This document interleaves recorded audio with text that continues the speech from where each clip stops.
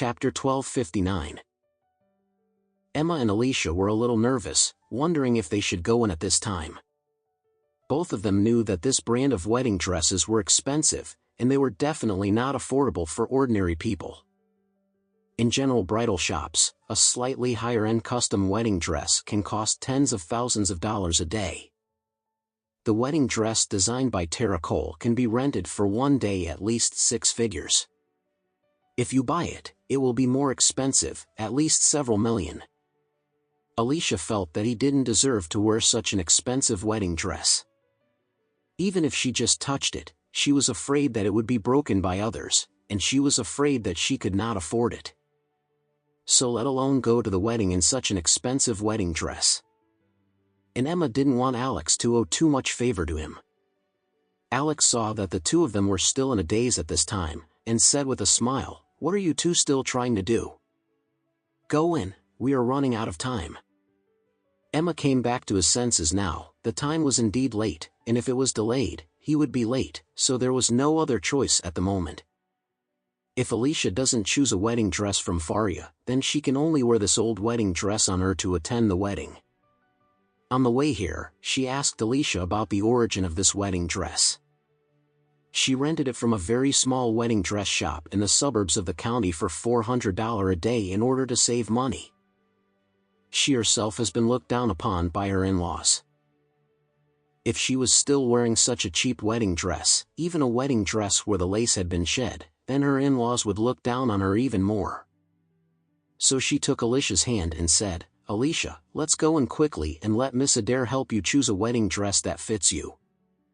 Alicia nervously said, "Emma, the wedding dresses here are too expensive, I dare not wear." Emma said hurriedly, "If you don't wear it, you can only wear this set on you. By then, your mother-in-law will not know what to say. You see that Alex has borrowed such an expensive car. Since we want if your pomp, then stand up all the pomp and let your in-laws take a look." After speaking, she looked at Faria and said gratefully, "Miss Adair, I really troubled you today. This is my high school classmate Alicia. Today she is getting married. Could you please help me choose a fitting wedding dress for her?" "Right." Faria nodded and smiled, and said, "Mrs. Anderson, you are too polite. Please leave it to me about Miss Alicia." But Alicia still hesitated. Emma went out and took Alicia's hand directly, and walked to the bridal shop, saying, "It's nothing but today, you can't let your in-laws look down on you again." Alicia was pulled closer to this bridal shop by Emma, and as soon as she entered the door, she was shocked by the luxurious wedding dresses inside.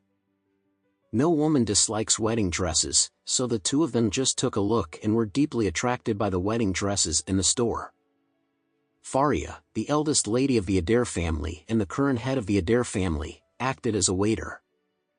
She brought them both to a row of wedding dresses and said with a smile, "Mrs.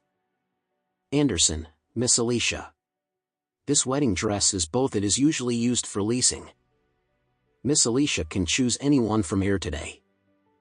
Emma hurriedly asked, "Ms. Adair, are the sizes suitable? My classmate's body is relatively thin." Faria laughed and said, "These wedding dresses are very cleverly designed, and there are many adjustments inside, so as long as most people wear them, they will look exactly the same as tailor-made. So you can rest assured." After all, Faria looked at Alicia again and smiled and said, "If Miss Alicia is fancy, please tell me, I will let the wedding assistant to try on the wedding dress for you." Alicia couldn't make up his mind for a while. After all, for her, the things here were completely beyond her imagination. So she pinned her hopes on Emma, who was beside her.